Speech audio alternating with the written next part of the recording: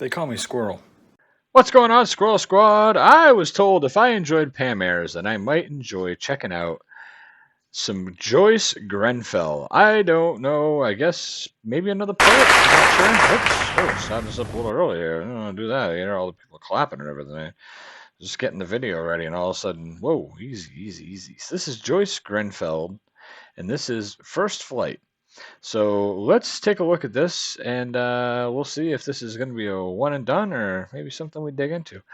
I'm not sure if this is, I think it's supposed to be comedic monologue, I think is what I was told. I don't know if it's comedic monologue or if it's rhyming or if it's poetry or I don't know what it is, but let's check it out. Here we go. Oh, the little lights come on. Fasten your seatbelt. Well, I will if I can. Whoops, I've had too much dinner. Can you manage yours? Oh, my goodness me. You have been working hard. I never saw anything like it. All the way. Do you know, I didn't like to speak to you. I thought to myself, I bet he's on a business trip. I thought you were. Oh, you have worked hard. No, I'm on a holiday. It's my first visit to America. It is exciting. But of course, you know what it's going to look like, don't you? I mean, you've seen it on the films and the telly and that. I think it's a shame, really. I'd like to have been surprised. Still, it may feel a bit different, you know, when you get there, mayn't it? Oh, what's that? Bumpety bump. Oh, yes, it's a cloud. Look, the window's gone all white. Ah, blue again, that's better. Do you know, we really are nearly coming down. Oh, my. Yes, it is my first flight. Well, I tell a lie, really, because once I went to Jersey, but I didn't like it. I came back on the boat. But this is my first proper flight with food. And I think it's nice, you know, to get the souvenir picture postcards of the aeroplane. I'm going to give them to my grandchildren. They'll have to draw lots which one has it. Don't you want yours? Are you sure? Well, I wasn't dropping a hint, but if you can spare it, well, that would be lovely. Thank you very much. I'll tell them I sat next to a very nice man in the aeroplane, and he gave me his picture postcard. Do you know, I haven't seen my grandchildren yet. Well, I haven't seen my son for 5 years. He went out to America on a contract, and he wasn't sure, you know, whether he'd settle or that, but he has, and he likes it very well. He's done well. He's had several promotions. And, he's in electronics. And when the last one came, he wrote back and he said, "Come on over, Mum, I'll give you the trip." Yeah, it is nice. He's very bright, but he's not spoilt with it. Well, they live at a place called, I think it's called Stamford, Connecticut. Oh, is that how you pronounce it? Well, I shan't have to mention it when I'm there. They're going to meet me in New York, yes. Yes, he has married an American girl. She's an Afro-American girl, a black girl. I do hope I'm going to do it all right. You know, I'd like to be absolutely natural, you know, to make it easy for her and that. When the letter first came, I did have well, you know, I didn't quite know what But I've brought up my son, Kev, and his sister. I brought them up that it isn't who you are, it's what you are that matters. And, you know, honestly, I do believe that. I suppose it sounds a funny thing to say, but in some ways I'm very glad that his dad, well, I lost him about 6 years ago. He was a dear man, but he didn't like change, you know. He liked what he was used to, and he liked pattern, he liked life to go on just exactly like it always had. And I think he might have found the adjustment might have been a bit... But my father, he was the most marvellous man with people. Do you know, he could always get right into the middle of a person, and he was well liked. He loved people. He didn't mind who they were, where they were. He was a gardener, you know. And he said, well, you've got the time to think. You put something in the ground, you've got to wait till it comes up. I thought the world of my father. I could do with having him with me right now, I can tell you. I don't know whether I think it's easier for a mixed marriage in Britain or in America. There must be more of them in America, mustn't there? But I'd like to have them living near me, you know, running in and out and that. And then I wonder, because where I live, people are very narrow. They lead very little lives, you know. None of them use their front rooms. Oh, they've all got them, you know, but they don't use them. They've got matching net curtains all the way up, but they don't use their front rooms. A woman in my church said to me the other day, she said, it's no good you going on about us all being the same. I mean, I look in the mirror, I'm pink, they look in the mirror, they're brown. I mean, we're different, we're meant to be different, she said. And I thought to myself, well, I'm quite glad I'm different from you. Well, she's got some very funny false teeth. I shouldn't have said that. No, well, it wasn't kind, but, you know, she gets on my wick. I said to her, look, I mean, people are going to be different to people always. You have to realise that. But in the sight of God, I'm absolutely certain we're all exact. I hope you didn't mind my saying that.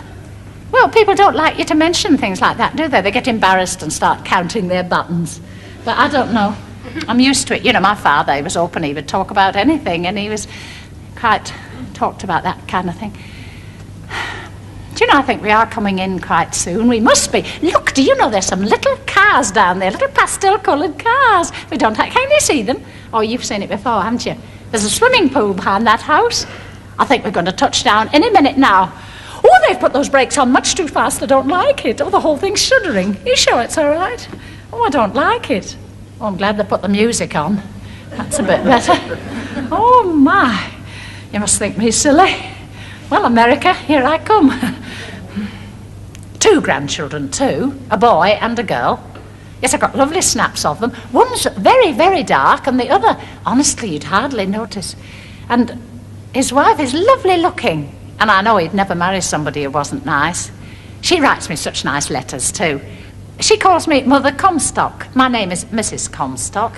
And she says, Dear Mother Comstock. I like that. I think, you know, it's kind of lively. When I think of my mother-in-law, I never called her anything for 25 years. Well, you know, sometimes dear in a time of crisis, but I think that's nice, you know. Mother Comstock. Oh, they met at a concert. He's very musical, is Kev, yes. I wonder, do you think there's perhaps a place where they could be watching the aeroplane come in? Don't they have the kind of, I don't know, observation terraces or that? Well, the plane is turning. There's a building coming in now. I think there are some people up there on a kind of terrace place. Yes, there are. They're there. They're all there. Oh, I do hope I do it all right. I just want to do it all right.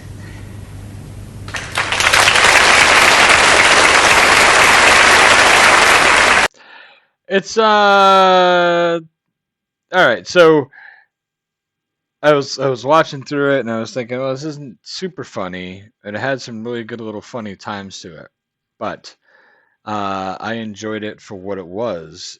And what it is it's a woman who by herself can get you to envision the other characters in the story. She's the only voice. And this is creative storytelling. This is someone who's good at telling a story, who's mastered the art of storytelling. Joyce Grenfell, I mean, I would guess that this is what she did her whole career. She just told different stories. And you have to look at this like it's not a piece of comedy, that it's going to be funny at times. But instead, you have to look at this like it's a true piece of craftsmanship and a story that she's developed and that she tells very well, and tells it well enough that it kind of brings you in to imagine the characters. I was imagining what her son would look like, what her daughter-in-law would look like, and the kids. I imagined what the businessman next to her looked like. I thought about her mother-in-law and what she might look like. And I was trying to imagine these characters going on because she brought me into the story. And she kind of teetered on that edge of how she felt or how she didn't feel, and why she felt or why she didn't feel. And it's kind of neat. And at the very end, she knows that she's the pivotal factor in this whole story, and how she responds to certain things is how everything's going to play out. And she's just hoping that she does it right. And it's kind of cool. It's kind of neat. Let me know if there's any other Joyce Grenfell stories that you think I should listen to. They don't have to be banging comedies, you know. We'll see how this performs. We'll see what people think about this. I enjoyed it for what it was, and I hope that you do too. I hope you took this as someone who was a storyteller, just an audio storyteller, and could develop characters in your mind while she told the story. I think that's a great talent. And this is a fun little piece for me. This was a fun little piece. They don't all have to be out of the park home run comedies. It's not everything is a comedy, you know. This is an artist at her craft, and I thought she did a great job. Let me know what you thought of Joyce Grenfell, will you? I'll catch you guys soon. All right, be good. Or if it's gonna be bad, at least name it after me. Scroll up. Cheese and crackers, crackers and cheese. Cheese and crackers, crackers and cheese. Cheese and crackers, crackers and cheese. Cheese and crackers, crackers and cheese.